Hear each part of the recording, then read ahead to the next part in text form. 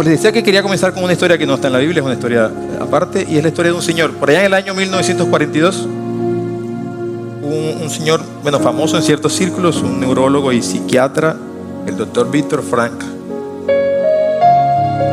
junto con su esposa y sus padres, era el año 42 del siglo pasado, fue tomado y fue llevado a un campo de concentración en la Alemania nazi. Él era austríaco. Y bueno, imagínense lo que pasa en un campo de concentración.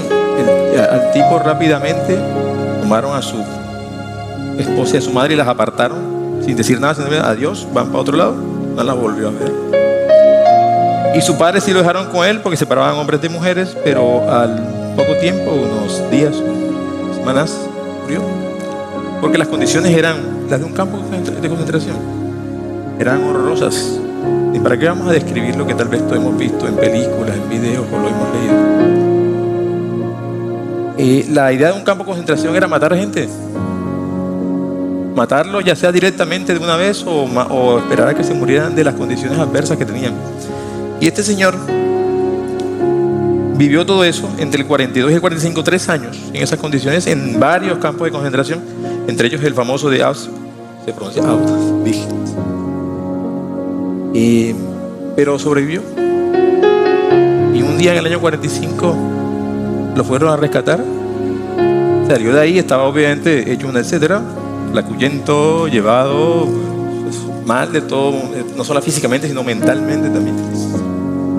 Y además tuvo que lidiar después con el hecho de que, aparte de ver morir a su papá, no encontró a su esposa, no encontró a su mamá tampoco. Habían sido muertas, asesinadas. Y bueno, le costó mucho reponerse, pero cuando estuvo en los campos de concentración, él había hecho un escrito, lo tenían en las cosas, se lo quitaron, cuando entraron se lo destruyeron, o sea, perdió todo lo que había escrito en su vida sobre algo que quería decir. Pero él vino y comenzó otra vez a reconstruir la cosa, y afortunadamente se le fueron dando algunas cosas. Algún amigo había guardado un borrador del texto y se lo dio, entonces pudo reconstruir cuestiones y comenzó a escribir, y escribió libros y luego escribió muchos libros y se volvió muy famoso por eso. Pero básicamente escribió un libro que algunos catalogan como uno de los 10 libros que tienes que leer en tu vida. Se llama El hombre en busca de sentido. Y básicamente, aparte de otras cosas, y me perdonan los psicólogos que estén aquí que deben saber mucho más de esto, el Señor el Señor cuando escribe El hombre en busca de sentido, lo que hace es, aparte de otras cosas, decirte que lo que él vio y encontró en el campo de concentración era que quienes sobrevivían eran aquellos que entendían que todavía tenían algo por hacer en su vida, que todavía les quedaba algo por hacer. Los que no tenían ese sentido rápidamente sucumbían ante las condiciones, ante las cosas, y no sé por qué, si era que los nazis tenían una visión ahí, eran los que primero mataban. Normalmente el que sobrevivía era el que tenía algo por lo cual vivir. Y esta historia me vino a la cabeza porque si de algo vamos a hablar hoy es de propósito. Y la palabra que usó él fue esa, propósito. De hecho, permítanme leer algo de una frase que el Señor tiene en su texto y dice: nada es más fuerte que un propósito de vida. Nada es más determinante que resistir y persistir. Y el Señor creó una cosa que se llama la logoterapia. No sé si todavía está de moda o ya no está de moda o ya se llamará con otro nombre o lo que sea. Como le digo allí, Lady nos puede decir de pronto, Margie, ¿verdad? Pero esta logoterapia lo que consiste, y voy a leer también textualmente lo que es una terapia que ayuda al ser humano a retomar o reencontrar el amor por la vida y por su existencia, y permite descubrir la capacidad que tienen los humanos para superar los condicionamientos más difíciles si se tiene un para qué, si se tiene un propósito. Quiere decir que, a pesar de las circunstancias más adversas, es posible vivir una vida positiva y con sentido si tenemos un propósito. Esto es lo que el Señor. El Señor era judío, espiritual, pero no lo traigo aquí para darles una clase sobre él. Es para decirles cómo el humano que tiene nosotros los humanos somos especialistas en muchas cosas, pero una de las que somos especialistas en redescubrir y reinventar lo que ya está inventado hace rato. Y estas palabras muy sentidas que el Señor escribe y todo su libro, que es muy conmovedor, hablan de propósito. De que si tienes un propósito en la vida, puedes soportar las circunstancias, por muy malas que sean. Y yo no me imagino a alguien que haya vivido una circunstancia más fea que estar en un campo de concentración. Pero Él lo dice. Y lo que hizo fue reinventar algo que ya estaba. Y vamos a verlo aquí, porque vamos a irnos a donde ya estaba inventado. Aquí ya decía eso. O sea que la logoterapia ya está aquí. Y todo lo que dijo el Señor en sus libros ya está aquí. Por cierto, el que dijo que era uno de los 10 libros que tenías que leer en toda tu vida, dijo que el primero era este. Además. Y para eso vamos a irnos, vamos a terminar la carta a los filipenses, pero vamos a irnos un poquito atrás. Vamos a irnos un poquito atrás de cuando este señor habló, unos 1960 años por atrás. Y vamos a aterrizar por lo pronto. Esto es lo que llaman un flashback, ¿no? Y este flashback sí está aquí. Vamos a irnos a el momento en que Pablo, el apóstol Pablo, está en su segundo viaje. Eso alrededor del año 50 más o menos después de Cristo. En su segundo viaje misionero. Y va a recorrer lo que él creía que iba a recorrer. Era su plan. Era recorrer Asia. Una parte de Asia. Sobre todo Asia Menor y Medio Oriente, digamos. Lo que ahora sería Líbano, bueno, comienza en Israel evidentemente porque comienza en Jerusalén, pero lo que sería Líbano, algo de Siria, Turquía sobre todo, y era eso lo que él pensaba hacer. Ese era su plan. Y créanme, era un plan bueno, era un plan muy bueno. Estaba alineado de hecho con el propósito que Dios tenía para él, totalmente. Lo que iba a hacer era confirmar a las iglesias que ya él había fundado en su primer viaje. Era perfecto. Iba a darles refuerzo, iba a ver cómo iban, iba a visitarlas. Y de hecho comienza y lo hace. Visita una cantidad, comienza en Jerusalén. Hay una lista larguita por aquí. Cesarea, Tiro, Sidón, Antioquía, Tarso donde él era, Derbe, Listra y Troas. O sea, va a varias partes. Pero cuando está en ese viaje en que está confirmando, de repente le pasa algo. Vamos a Hechos 15 del 40 al 41, por favor. Y Pablo, escogiendo a Silas, salió encomendado por los hermanos a la gracia del Señor, y pasó por Siria y Cilicia, confirmando a las iglesias. Ahí está dicho, él iba con su plan. Era un plan perfecto. ¿Era un plan malo? No, era un plan buenísimo. ¿Era plan alineado con un propósito del Señor? Sí, era un plan. Pero de repente viene y se encuentra con que quiere ir más allá, un poquito más allá, dentro de la misma Asia Menor, y quiere irse hacia el norte. Y cuando quiere irse al norte le pasan algunas cosas. Vamos a verlas ahora y vamos a leerlas en la palabra, ¿verdad? Pero el tema es que hasta aquí él está haciendo un plan que es del Señor y un propósito que es del Señor.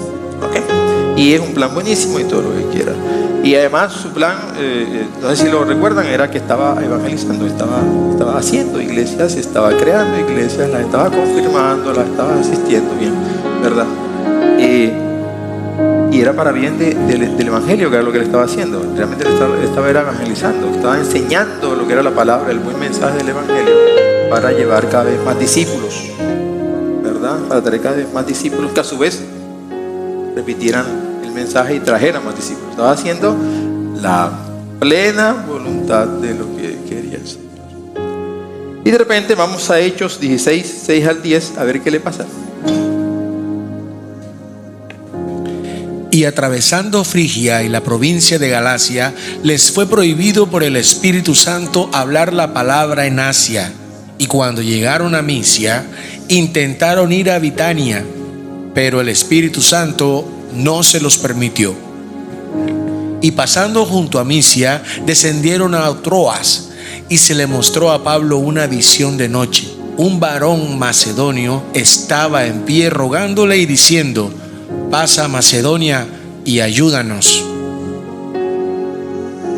Cuando vio la visión, enseguida procuramos partir para Macedonia, dando por cierto que Dios nos llamaba para que les anunciemos el evangelio. Lo dice clarito. Él tenía un plan. Pero de repente el Espíritu Santo le dice, no vas para donde tú tenías el plan, vas para otro lado. Y él dice, bueno, está bien. Y comienza a buscar el lado. Entonces se quería ir para Misia y Bitinia, que eran un poquito más arriba, y tampoco, ¿no? Por ahí. Y entonces baja y llega a Troas. Y ahí, justo en Troas, vamos a ver, Troas está justo en el punto en el cual se acaba Asia, y cruzando el mar llegas a Europa. Es justo ese momento. Y justo en ese punto tiene la visión. Y la visión le dice, un hombre macedonio. Macedonio es de aquel lado, del otro lado, porque el macedonio es europeo, de donde vino Alejandro Magno. Él le dice, mira, ven y ayúdanos porque te necesitamos. O sea, el Espíritu Santo lo lleva hasta el punto donde tiene que simplemente cruzar un pedazo del mar, en un estrecho, y llegar a donde él no iba. Además era Europa. Europa es diferente de Asia. Él estaba acostumbrado a Asia. Él era de Asia, yo era de Cilicia, ¿verdad? Y le están diciendo, no, señor, tú crees que iba a otra parte, tú vas para donde yo te digo que vas a ir. Y vas a irte hacia Europa. Y Señor, la respuesta que aquí también está es que dice, de una, nos vamos para Macedonia. No dijo, no, pero espérate, ¿cómo así? Es que, qué pereza, es que eso está como raro allá, yo no conozco a nadie. No, vamos para Macedonia. Y se embarca para Macedonia. Ya tenemos claro, Dios tiene un propósito, lo tenemos claro. Dios tiene un plan. Nosotros hacemos planes dentro de ese plan de Dios. Y Pablo tenía claro cuál es el propósito de Dios y estaba dentro del propósito de Dios, pero a pesar de eso tenía su plan de humano para hacerlo. Pero cuando Dios viene y le muestra que no, que es para otro lado, Él enseguida lo último. ¿Qué nos está diciendo? ¿Qué nos dice a nosotros hoy? Uno, de como Pablo, o sea, asume el propósito de Dios como tuyo. Pero dos, seguramente vas a hacer tus planes, seguramente vas a hacer tus cosas. Pero cuando Dios te muestre cuál es su plan, su derrotero, coge el que Él te dice. No te pongas de terco. No es que, no, espérese yo. Pero es que yo tenía por acá, ya tenía los pasajes comprados. No. Es para donde Dios te dice. Y ahora me va a tocar irme acá en mula. No, es que así es. Vas para allá. Listo. Eso nos lo dice. Y Dios no nos lo dice porque Él es voluntarioso. Es porque Dios, así como tiene un propósito, es fiel a ese propósito. Él tiene un propósito que es con nosotros, de hecho, que nos atañe a nosotros directamente. Es el propósito último, creo que todos lo hemos visto y todos lo sabemos ya, ¿verdad? Que es que estemos de nuevo con Él. Ese es su propósito para con nosotros. Eso se llama, llámelo como quieras, vida eterna, salvación. Es la misma cosa. Quiere que nos volvamos a donde está Él. Quiere que acabemos con la separación que nosotros mismos creamos. Entonces ese es su propósito. Y Él es fiel a eso. Él no va a soltar ese propósito. Ahora vamos a ver un poquito más sobre eso para que vean cómo es la cosa. ¿Qué tenemos que hacer nosotros?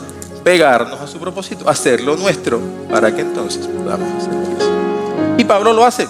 Y bueno, el tema es que cruza hacia Europa y llega a Filipos. Bueno, justo donde se cruza Troas, llega es un puerto, que es un puerto así como Puerto Colombia de Barranquilla, así era ese puerto de Filipos. O sea que llega a Filipos. Estaba destinado a llegar a Filipos. Y afortunadamente, porque entonces nos dejó la carta a los filipenses, que es una cosa espectacular. Y viene y llega allá y le va no muy bien, que digamos. Comienza, para que vean que no era que lo estaba mandando a un jardín de rosas. Comienza como bien, porque predica por ahí, y hay una persona que se llama Lidia, que su familia decide como, le cree, le oye, lo invita a su casa, lo atiende y la cosa.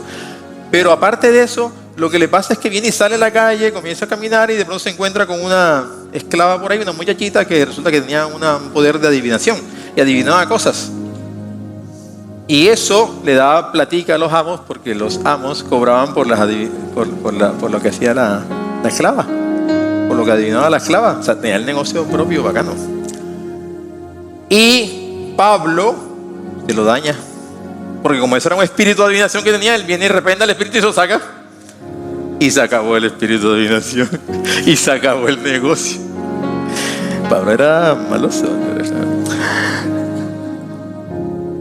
Y ahí fue Troya, porque resulta que los dueños, los amos de la muchacha dicen, nos dañaste el negocio, ahora te vamos a fregar. Y lo acusan y lo hacen que los cojan, que los azoten y que los metan en la cárcel. Y esta sí era una cárcel fea, esta sí, porque aquí la describen. Los metieron en el último aparato, ¿cómo que? Celda ya de la cosa, y con un cepo. El cepo es que además te amarran los pies y las cosas y te mueven hasta la cabeza metida ahí. Allá, así, imagínense esas de las películas, todas feas, todas cosas que hay que rata, esto es eso así, tal cual. Y de repente viene ahí, para remate, aparentemente, hay un terremoto, esa cosa se está cayendo. Pues parece que el terremoto, aparte de cosas estructurales, lo que hizo fue que abrió todas las puertas de las celdas, incluyendo las del cepo de donde estaba Pablo y Silas, porque estaba con Silas, que era el compañero de él. Pero ellos se inmutaron, ellos estaban en la buena, estaban felices. Yo antes de esto estaban cantando, alabando, a pesar de que estaban en el cepo y toda la cuestión, y ni se movieron, se quedaron ahí. Pues el carcelero cuando dio la cosa, el terremoto, fue corriendo porque pensó, esto aquí se dañó, y encuentra las puertas además abiertas y dice, ay papá, se me fueron estos tipos. Y allá, si el carcelero se le iban los tipos, adiós con el carcelero. Así que el tipo decide matarse él antes de que venga a fregarlo los otros, porque lo van a matar. Y afortunadamente Pablo ni se había ido ni nada. Y lo casual es que le dice, ven acá, mira, aguanta, no te vayas a matar, si es que nosotros no nos hemos ido. Nosotros estamos aquí felices de la vida.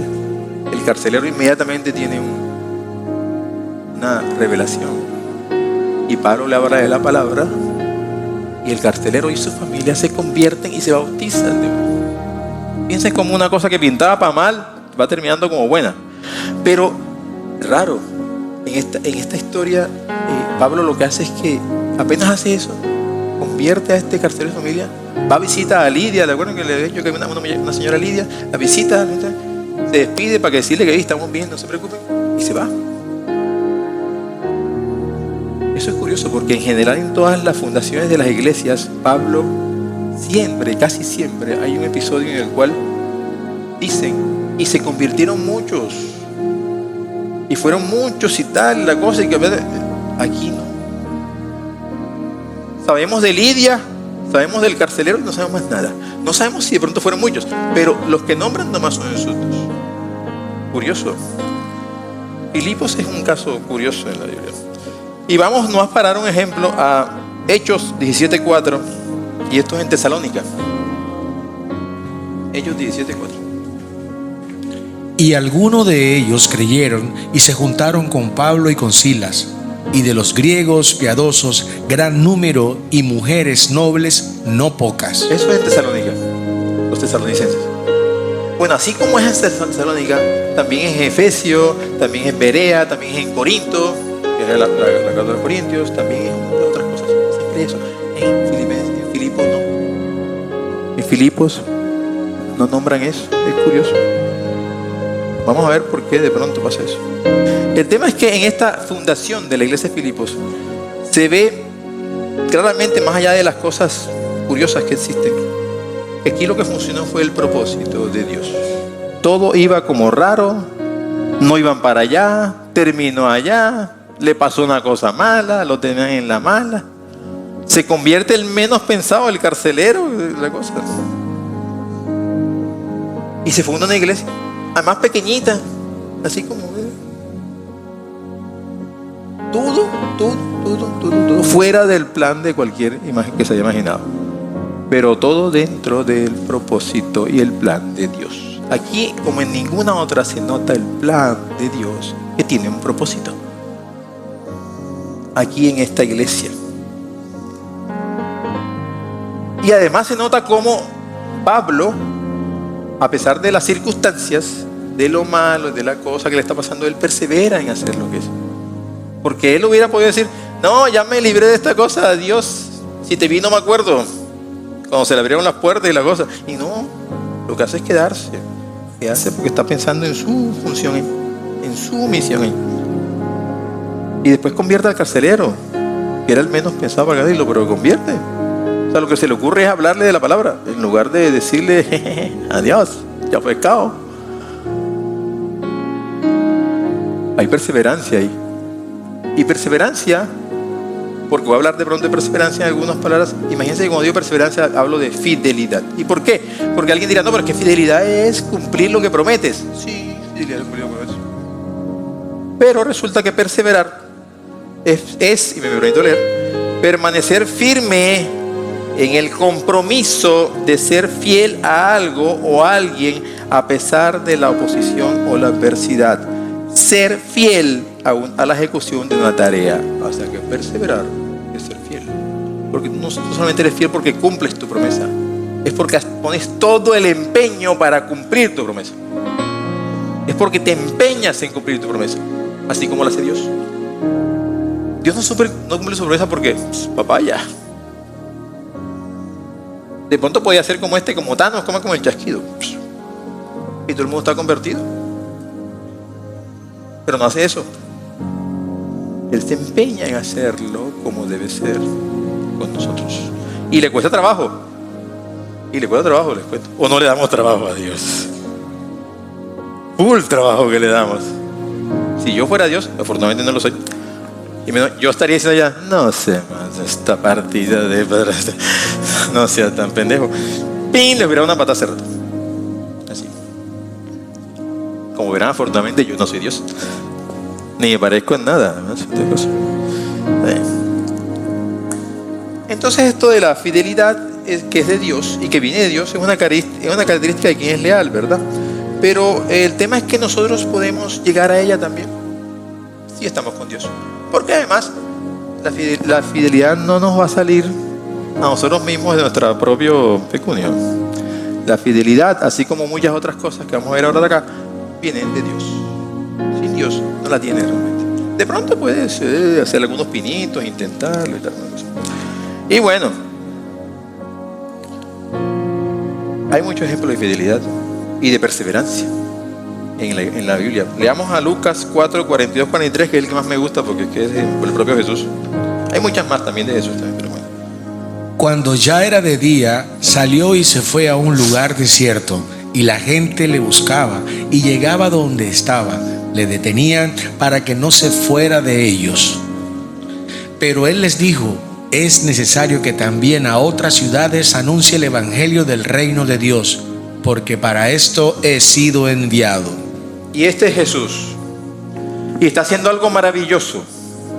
Está sanando gente, está liberando gente de demonios, está haciendo lo que vino a hacer, parte de lo que vino a hacer, claro que sí.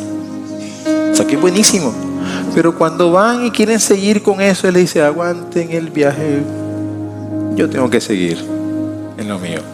Porque sí, esto está bien, esto está buenísimo. ¿Quién dice que está malo? Está perfecto. Pero mi propósito, mi misión final es otra. Yo no me puedo quedar aquí. No voy a cumplir mi misión. Yo tengo que ir a hacer lo que tengo que hacer. ¿Ok? Eso se llama perseverancia, fidelidad con un propósito. Porque cualquiera hubiera dicho: Jesús, conmovido y como quiera la gente, pues yo voy a quedar aquí a seguirlo sanando. Si era un montón en lo que te... Pero no, eso no es lo que yo vine a hacer. Eso es algo que tengo que hacer para lograr mi propósito. De hecho, para que ustedes entiendan, para que vean, para que me reconozcan y además para que sepan a lo que vine. Pero yo tengo que hacer otra cosa, yo tengo que seguir a otra gente. Entonces, este Señor está mostrando su perseverancia y su fidelidad a su propósito. Y no es porque esté haciendo nada malo. O sea, que no piensen que cuando tenemos que ir a hacer nuestro propósito es porque lo que estamos haciendo está mal. No, de pronto está bien, pero no es lo que es. No está mal de pronto que trabajes y que te empeñes en un empleo y que te empeñes en una cosa. Eso está bien, pero de pronto no es lo que es. De pronto no es el propósito que tiene Dios para ti. Entonces no creas que es que cuando vas a encontrar tu propósito porque estás renunciando a algo malo, porque estoy en la mala, entonces mi propósito me va a llevar a algo bien. No, de pronto estoy en algo bueno, pero no es el propósito. Ojo con eso. Importante, ¿verdad? Así que hay un propósito en nuestras vidas y ese propósito es de Dios, básicamente. Y viene de Dios. Y Dios es fiel a ese propósito. Pero vamos a ver que nosotros tenemos que meternos en el cuento porque si no, no sirve. Ok, y ahora sí aterricemos en la epístola como tal, de Pablo. Vamos a leer la epístola. No toda la epístola. Tranquilos, ese sería largo. Vamos a leer un pedacito nomás. Pero comencemos con, aunque no es el centro, porque el centro es el versículo 3 al 5. Vamos a leer el 1 y el 2 porque nos dicen unas cositas chéveres. Usted me va avisando cuando lleve 2 horas, porque ya después de 2 horas creo que sí tenemos que irnos. ¿Oyeron? Yo tiendo a alargarme más allá de 2 horas. Así que bueno, listo. Leamos el 1, 2. Filipenses 1, 1 y 2.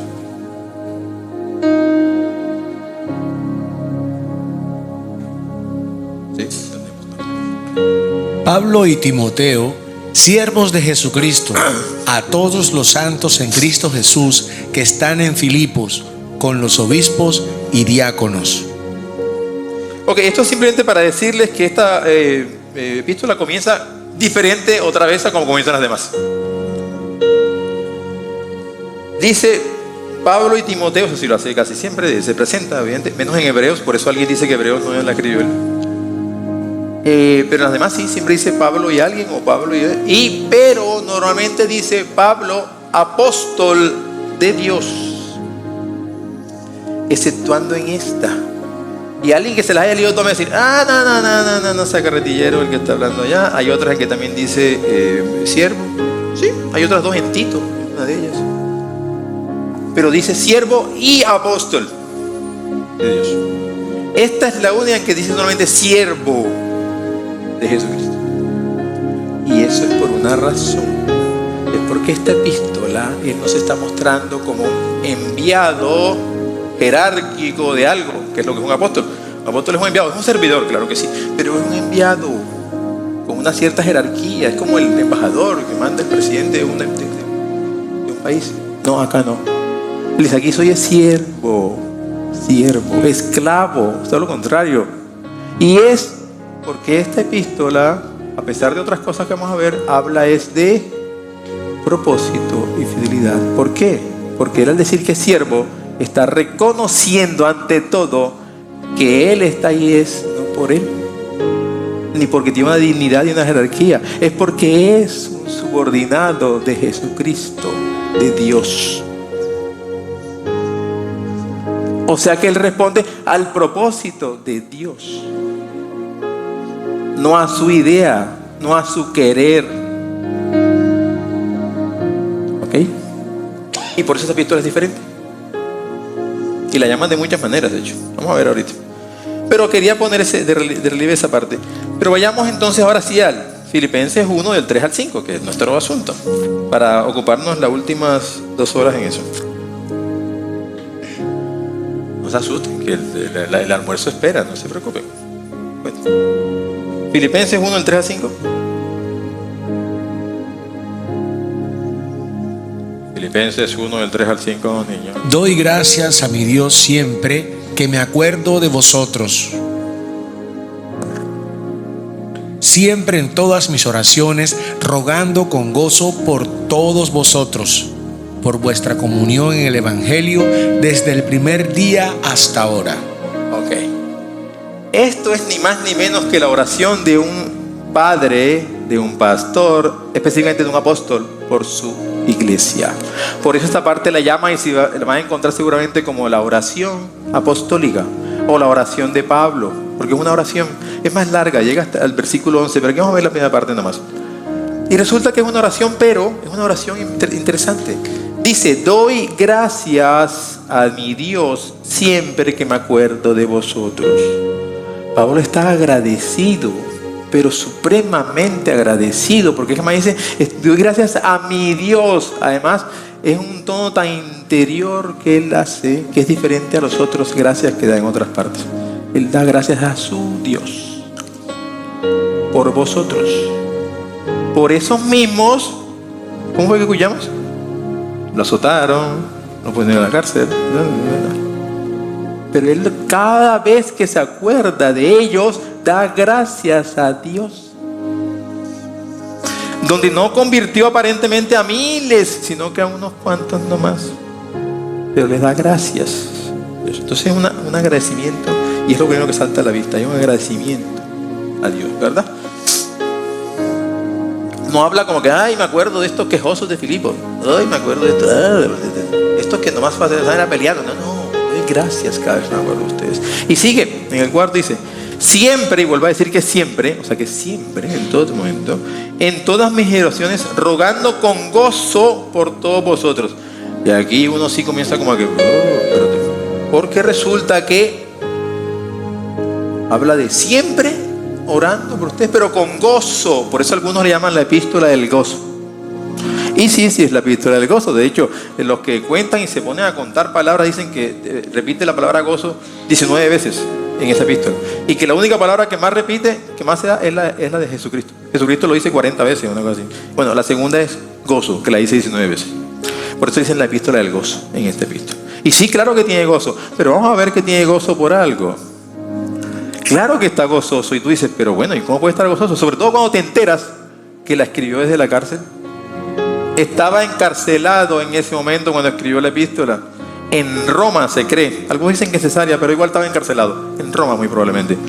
Y les voy a hacer una claridad para que no nos hagamos cosas tampoco, por si acaso alguien viene y les quiere decir, pero me está diciendo una carreta. Sí, la cárcel donde estaba no era como la que estuvo en Filipos. Era un arresto domiciliario, o sea que estaba en una casa. No estaba en una cosa con grilletes así feos. No. Probablemente tenía un grillete, pero estaba amarrado a un centurión ahí que lo estaba cuidando. Pero más nada, pero se podía mover. Podía sentarse, podía comer la cosa. Pero estaba confinado a una casa. Y le permitían tener visitas, o sea que eso le permitió. Eso lo veremos en otra parte que también es propósito de Dios. Cuando llegó a Roma, encarcelado y todo, pero le permitió hablarle a mucha gente en Roma y convertir a mucha gente en Roma. Desde la cárcel. Si no hubiera estado en la cárcel, le hubiera costado más trabajo. Porque resulta que estando en la cárcel, en ese arresto domiciliario, él estaba tranquilo en una casa esperando que vinieran. Y llegaban. Y él les hablaba y le permitían que hablara. Es más, debido a eso, convirtió a muchos que eran soldados romanos, que eran los que lo cuidaban, y además convirtió a muchos de la misma familia del emperador, o sea, el curubito de Roma. Gracias a que estaba preso, una cosa, ¿no? Como sean las cosas, para Dios, ¿no? Él endereza las cosas y hace lo como es. Pero además es que Pablo, cuando está ahí, tú dices, bueno, pero estaba en la chévere. No estaba en ninguna chévere. El tipo llevaba mucho más de 2 años, posiblemente 3 años preso. No ahí. Había estado preso antes 2 años en Cesarea. Y después, cuando fue de Cesarea a Roma, le pasó de todo. Naufragó en una tormenta, casi se ahoga. Lo mordió una serpiente. Aquí, una serpiente que todo el mundo dijo, se va a morir. Es más, dicen que la gente se quedaba mirándole que en algún momento va a caer. Creo que hacían apuestas. En 5 minutos o en 6. Yo apuesto a 5. Entonces va a caer como un pollo. Y nunca cayó como un pollo. Nunca se murió de la bendita serpiente. Y era una víbora de venenosa. Bueno, eso sirvió para que gente se convirtiera. Pero resulta que el tema es que él está gozoso. Entonces aquí viene la pregunta. ¿Gozoso en esas circunstancias? ¿Gozoso en ese mal que le está yendo? Entonces, ¿esta es la epístola del gozo? Yo les digo, sí es la epístola del gozo, pero también es la epístola de la fidelidad para un propósito. ¿Adivinen por qué? ¿Por qué será que él está gozoso? ¿Será que él está gozoso porque se está fijando en las circunstancias que tiene? Se me olvidó decirle otra circunstancia. El tipo sabe que de ahí no sale vivo. Y es verdad, no sale vivo. Ahí lo matan. Lo decapitan. Y él lo sabe. Pero está gozoso. Entonces, ¿será que está gozoso con esas circunstancias? No, él no está gozoso por las circunstancias. Él está gozoso porque él es capaz de ignorar las circunstancias. Adivinen por qué. Porque él lo que está viendo no son las circunstancias. Él lo que está viendo es el fin. Él está viendo el propósito de Dios, que ahora es su propósito.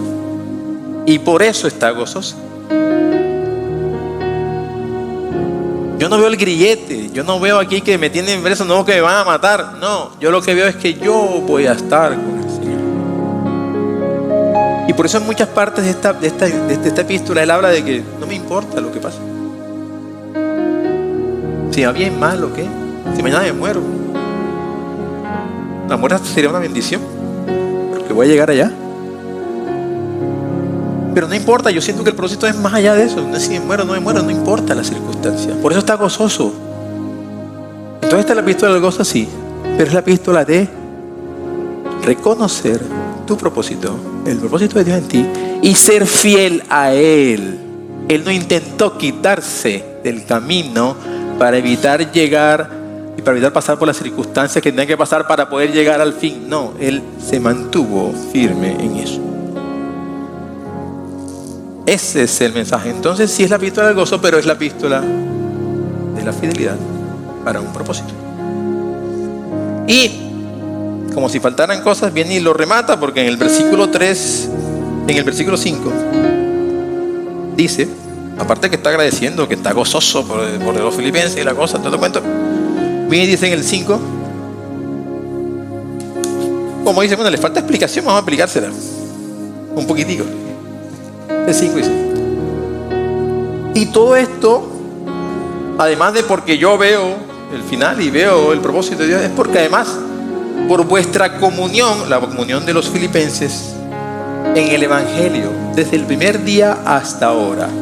Y allí antes estaba hablando de ver el final, estaba centrado en eso, de ver el final, de ver el propósito, de tenerlo claro, y aquí se centra en el camino para el propósito. Y lo hace a través de lo que hacen los filipenses, porque le está diciendo, miren que yo estoy gozoso con ustedes por vuestra comunión en el Evangelio. ¿Y qué es la comunión en el Evangelio? Pues comunión es lo que llamamos, y aquí nos gusta usarlo, koinonía. Esa es la palabra por allá en griego. Y lo que significa muchas cosas, pero básicamente significa unión, agrupamiento, congregación. Pero también significa, ojo, una acción más fuerte que eso, es cooperación. Trabajo en equipo para algo. ¿Y para qué es? ¿La comunión en qué? En el Evangelio. O sea, los filipenses eran especialistas, por lo visto, en llevar la palabra a otros. Esos poquitos que comenzaron son grandísimos, son bastantes. Y además, está probado por ahí en alguna parte que van a otras partes. Se comunican con los de Tesalónica, por ejemplo, que son los tesalonicenses, que andaban un poco díscolos. En la epístola de los tesalonicenses se ve que andaban un poco despistados, ¿verdad? Y van a otras partes. O sea, son buenísimos, y por eso les está gozoso también, porque son buenísimos en eso, en el trabajo que hay que hacer. Y son buenísimos ¿cuándo? Y entonces lo dice, desde el primer día hasta ahora. Todo el tiempo, sin tesón, sin desfallecer, sin pelar un día. Es que todos los benditos días los señores eran buenos para estar en comunión con el Evangelio, para vivirlo, para aprender de él, pero también para aplicarlo, llevándolo a otros. Y eso es perseverar en el Evangelio, y eso es ser fiel. Entonces aquí está hablando de fidelidad. La fidelidad que él le reconoce a los filipenses para con el propósito de Dios. Así que los filipenses deberían ser como un modelo, ¿verdad? Tenemos otros modelos. El modelo perfecto es Jesús, seguramente, pero los filipenses son un modelo también para nosotros. En fidelidad con un propósito. Infidelidad para con un propósito. Esto es lo que hace Pablo aquí al decir en estos 3 versículos. Por eso son 3 nomás. Sí, son 3, pero ya digo todo. Lo que hacen los demás, de ahí hasta el 4º capítulo, es ni más ni menos que refrendar, reconfirmar, repetir esto de otras maneras, pero lo que hace es eso. Aquí en estos 3 lo dijo todito ya. Pero bueno, como Pablo además es, tú sabes, como bonus track, vamos a decir, bonus track que se dice ahora, eso es el modelo, bonus track. Antes decían la ñapa.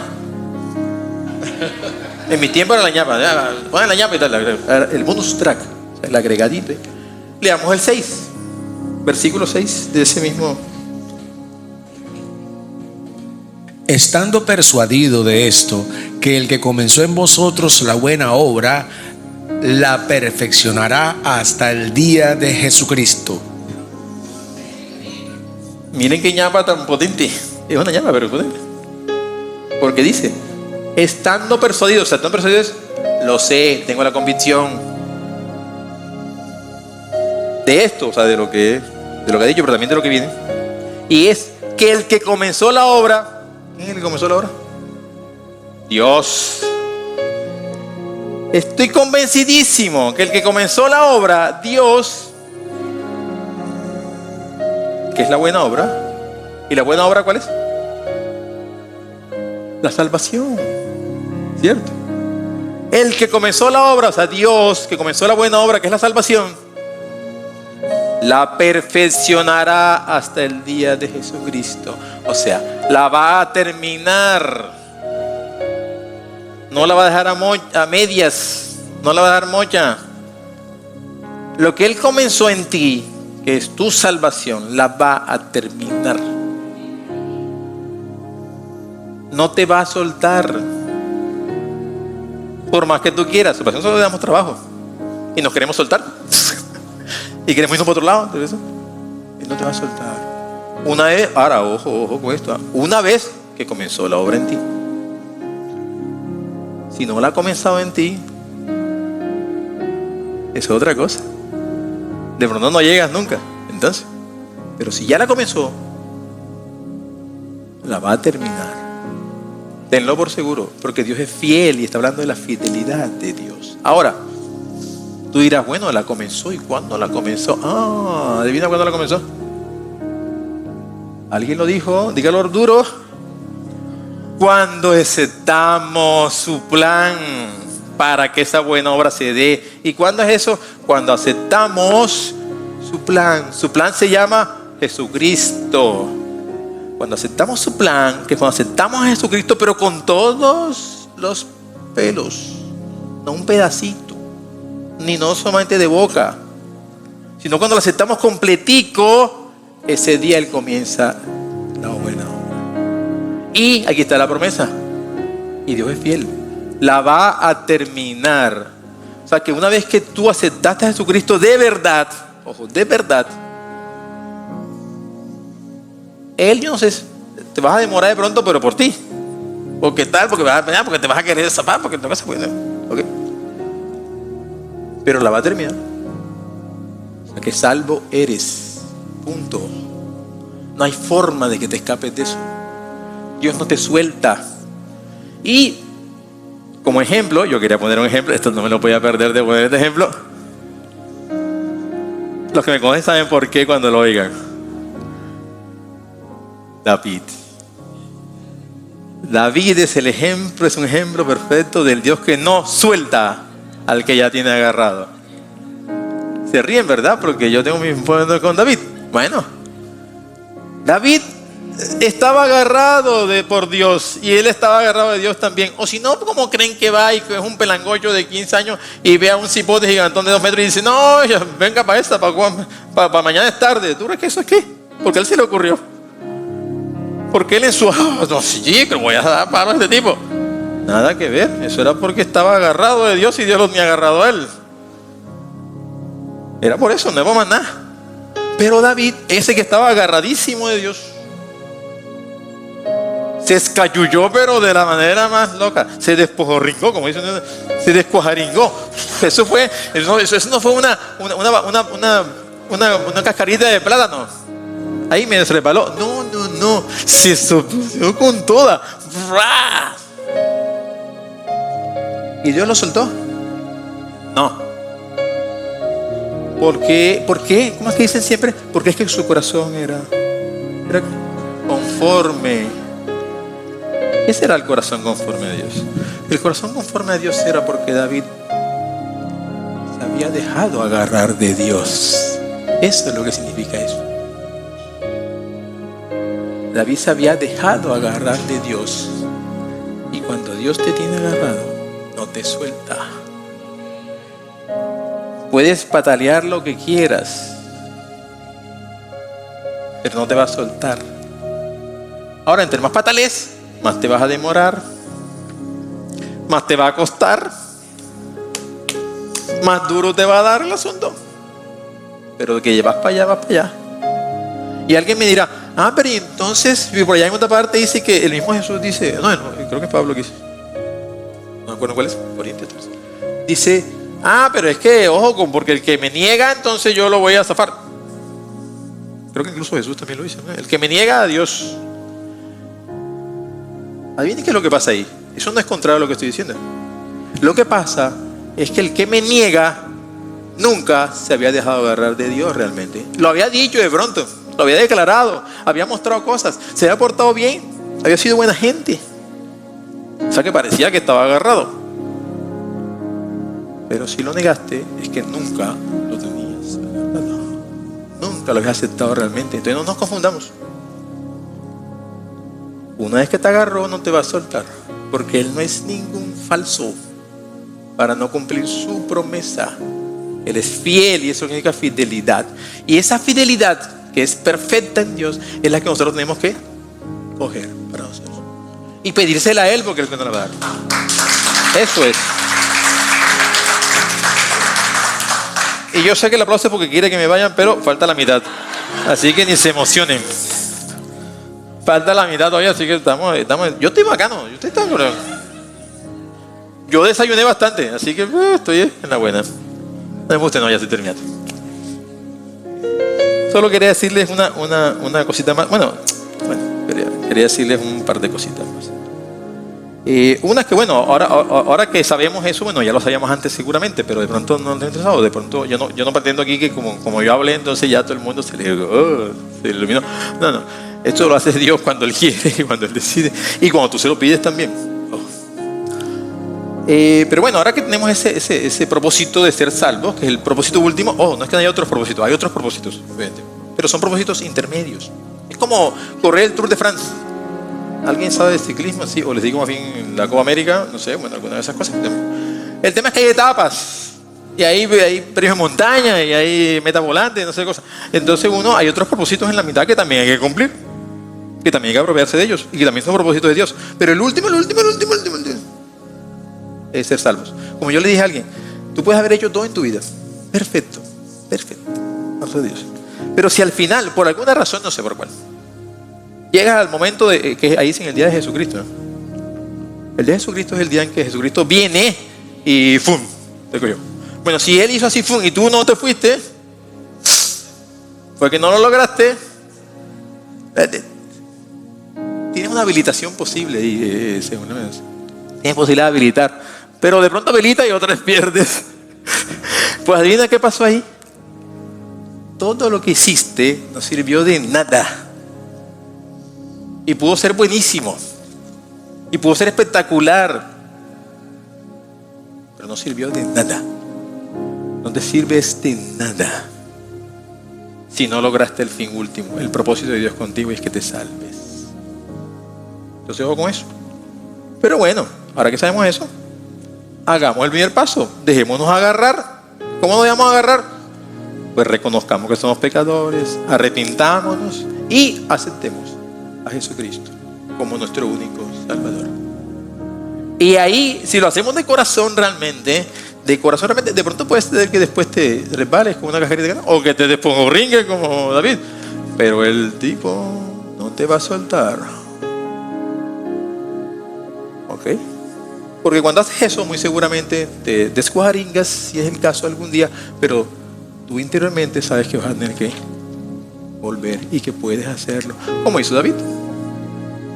Recibió su castigo, tuvo consecuencias y bastante feas además, pero Dios no lo soltó y Él no lo soltó.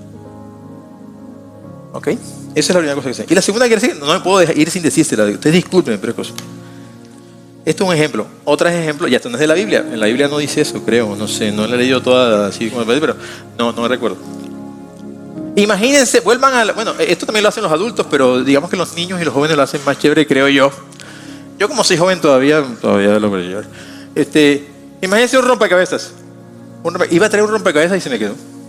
Bueno, imagínense un rompecabezas. Llega tu papá, imagínense que son niños, llegó su papá con un rompecabezas de regalo. Un rompecabezas de, no sé, ¿de cuáles hacen ustedes? 100 piezas, 200 piezas, 300, 500, 1000. Vamos a poner uno sencillo, de 10.000 piezas. 10.000 piezas, una cosa sencilla, 10.000 piezas. Y te llegue, ahí está. Ármalo. Y el pelado dice, qué chévere, esto es un rompecabezas, vamos a hacerlo y tal. Y luego le dice, pero ¿te comprometes a hacerlo? Sí, claro, vamos a armarlo. Yo tengo que armarlo, eso sí. Eso es como el primer paso. Acabas de aceptar el regalo. Y acabas de comprometerte a seguir con el regalo. Eso es como cuando aceptamos a Jesucristo. Y lo aceptamos de verdad. Ahora viene el camino. Y entonces comienza a armar rompecabezas. O no, o ni siquiera estás como... Aquí está, vamos a coger la hoja, ahí está, vamos a saltar 10.000 piezas, mirando esa cosa. Y resulta que tu papá te dice, bueno, acá, mijo, pero vamos a hacerlo como es. Primero que todo, vamos a leer aquí. Aquí dice que son 10.000 piezas. Mira, y el creador, el constructor de este rompecabezas, te certifica que hay 10.000 piezas. Ni una más ni una menos. Las 10.000 piezas están. O sea, puedes hacer el rompecabezas. Por ese lado lo puedes hacer. Además, también te certifica que cada pieza es única y va en su lugar. Tiene un lugar. O sea que se puede hacer el rompecabezas. Pero tercero, además, mira, te manda una imagen de lo que tienes que armar. O sea, te manda una imagen de donde tienes que llegar. O sea, el constructor del rompecabezas y tu papá, entre los dos, porque tu papá te lo trajo, te acaban de dar algo que tú aceptaste, que te comprometiste a hacer, pero que te acaban de asegurar que se puede hacer. ¿Usted se imagina un rompecabezas que te diga más o menos 10.000 piezas? No sabemos si están todas.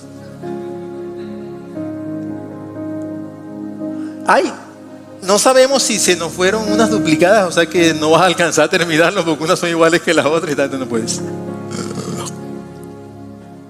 Y se nos olvidó meterte la imagen que tienes que armar.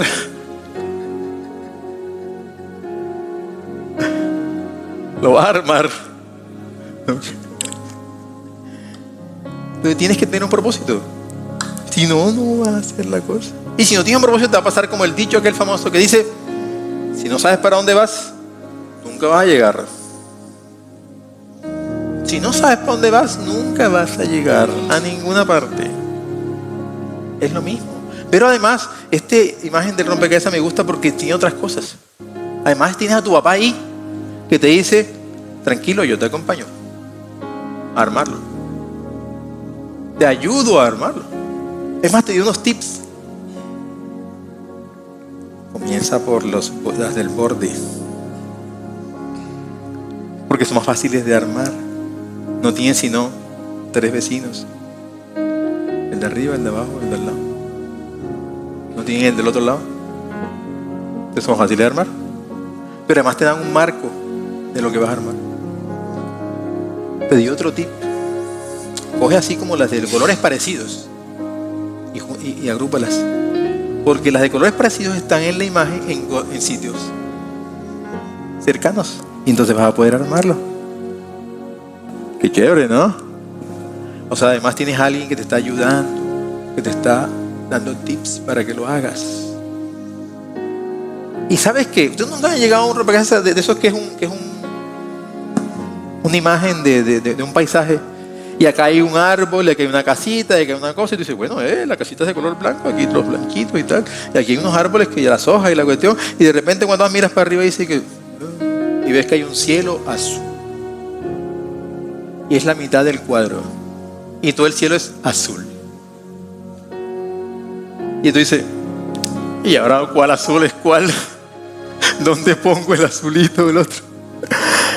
Y entonces tu papá te dice: espérate, te imagino, es que el regalo vino con ñapa, otra vez con bonus track. Y te saca una lupa y dice: si te fijas con la lupa en la imagen, vas a ver que hay unos pequeños detallitos de las nubes y tal, la cosa. Y eso te va a ayudar a armar el azul ese que es tan feo. Tienes a alguien que te ayuda. ¿Se les parece en algo a nuestra vida? La imagen es ya el propósito. El momento en que te agarraron y ya no te van a soltar para que cumplas tu propósito es cuando aceptas el regalo de buena gana y te comprometes a hacerlo. ¿Tiene obstáculos? Sí. Y sobre todo de 10.000 pies. Yo no me imagino armar esa cosa. Yo lo máximo que he armado son 1.000 pies. Debe ser una cosa tremenda. Y de haber un momento en que vas a estar, ¿y ahora qué hago? ¿Y por dónde sigo? Va a haber pedazos complicados. Y esa es la vida. Pero también vas a tener a alguien que te ayuda. Alguien que te da tips. Y eso es Dios mediante su Espíritu Santo. Que para eso está aquí. Va a ser tu papá ayudándote a armar el rompecabezas. No te lo va a hacer, pero te va a ayudar. Te va a alentar cuando estés apesadumbrado. Cuando estés desesperado porque no avanzas, Él te va a estar ahí contigo. Por eso no puede dejar de decirlo. Se parece a armar un rompecabezas.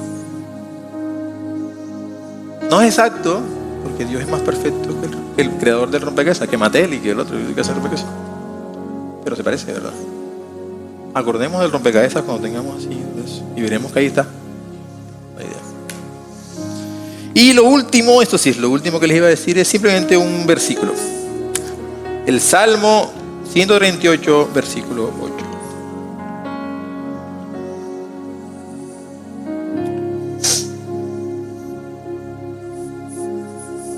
Jehová cumplirá su propósito en mí. Tu misericordia, oh Jehová, es para siempre. No desampares la obra de tus manos. Más allá de lo que dice, que ahora vamos a verlo, ¿alguien se acuerda de qué versículo es este? Este versículo es especial en este momento. Este versículo es el que está en nuestra mesa profética para este mes. Este es el versículo del mes de julio, el mes de propósito. Leámoslo otra vez porque es importante hacerlo. Tú tienes mejor voz que yo. Bueno, ya así no. Jehová cumplirá su propósito en mí. Tu misericordia, oh Jehová, es para siempre. No desampares la obra de tus manos. Dejémoslo ahí. Jehová cumplirá, será fiel. Su propósito en mí. Eso lo está diciendo el salmista, ¿verdad? Jehová cumplirá su propósito en mí. Jehová será fiel a su propósito en mí. No otro propósito, el que tiene que ver conmigo. Tu misericordia, oh Jehová, es para siempre. Y es misericordia porque es que es un regalo por gracia. No es porque lo merezco. No es que Él tiene ese propósito conmigo porque yo hice los méritos para hacerlo. No, es por su misericordia. Pero su misericordia es para siempre. No es por un ratico, es para siempre. Y no desampares la obra de tus manos. Y esto es, termínala, por favor. El salmista está pidiéndole a Dios que termine su obra. Y Dios la va a terminar porque Él es fiel. Pero nosotros, como el salmista, debemos pedírselo también. Así que, Dios lo primero es, siempre será lo primero, reconocerte como Dios, como lo que eres, porque tú eres nuestro Dios, nuestro único y verdadero Dios.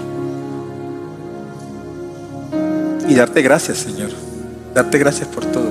Ya te dimos gracias antes y te lo repetiremos hoy otra vez, por estar aquí con nosotros, por permitirnos estar aquí, por permitirles a ellos aguantarme a mí y mis chistes malos, por permitirnos aguantar el tiempo que hemos estado aquí. Pero más que eso, porque cuando estás aquí con nosotros, podemos sentirte, podemos sentir tu voz, Señor. Gracias por esa voz, Señor. Gracias por esa voz que nos habla a nuestros oídos. Gracias por esa voz que se revela a nosotros. Gracias por esa voz que nos llega hasta el alma, que nos inunda a todos y que nos llena de esperanza, que nos llena de gozo a pesar de las circunstancias, que nos hace sentir tu misericordia, Señor. Gracias por eso. Pero gracias también en este preciso instante por revelarnos tu propósito, tus propósitos para con nosotros, especialmente por revelarnos tu gran propósito.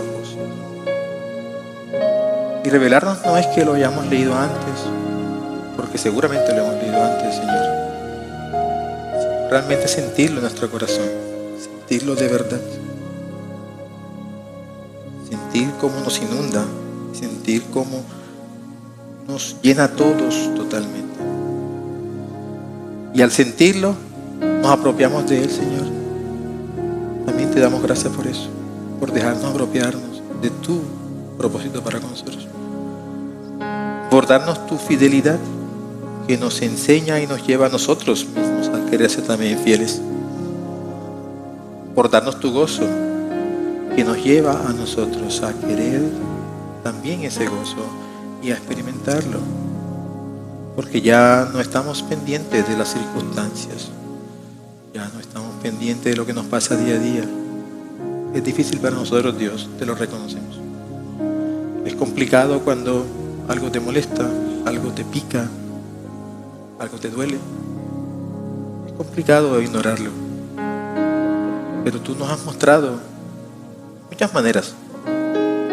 Hoy nos ha recordado a Pablo, a pesar de todo lo que le estaba pasando, a pesar de todo lo que le había pasado, de cómo había llegado ahí y en el momento en que estaba, a pesar de saber de que iba a morir, sentía gozo en su corazón, Señor. Sentía gozo porque era capaz de ver las cosas buenas, era capaz de ver tu propósito en él, y era capaz de ver tu propósito en los filipenses también, haciéndose realidad. Porque reconocía que tú eres fiel y que eso no es simplemente una palabra, Señor. Tú eres fiel, es que tú cumples tu promesa, pero además sabemos que te empeñas en hacerlo, muy a pesar de nosotros, muy a pesar de que a veces somos obstáculos para ello, muy a pesar de que a veces le metemos zancadillas a las cosas, muy a pesar de que a veces nos distraemos, nos perdemos. Pero tú no cejas en tu empeño, Señor. Tú nos acompañas siempre, nos buscas siempre, nos muestras el camino y no nos sueltas. Por eso te pedimos y nos aferramos a eso. No nos sueltes, Señor. No nos sueltes nunca. Muéstranos tu propósito y llévanos a Él. Enséñanos el camino. Apóyanos, ayúdanos. Así como el padre que ayuda al niño a armar el rompecabezas, así ayúdanos tú a nosotros, para llegar a buen término, para no soltarnos de tu mano, para aceptar que nos tienes agarrados y que nos vas a llevar, para aceptar realmente tu plan, para aceptar realmente con todo nuestro ser a tu Hijo Jesús. Te damos gracias, Señor.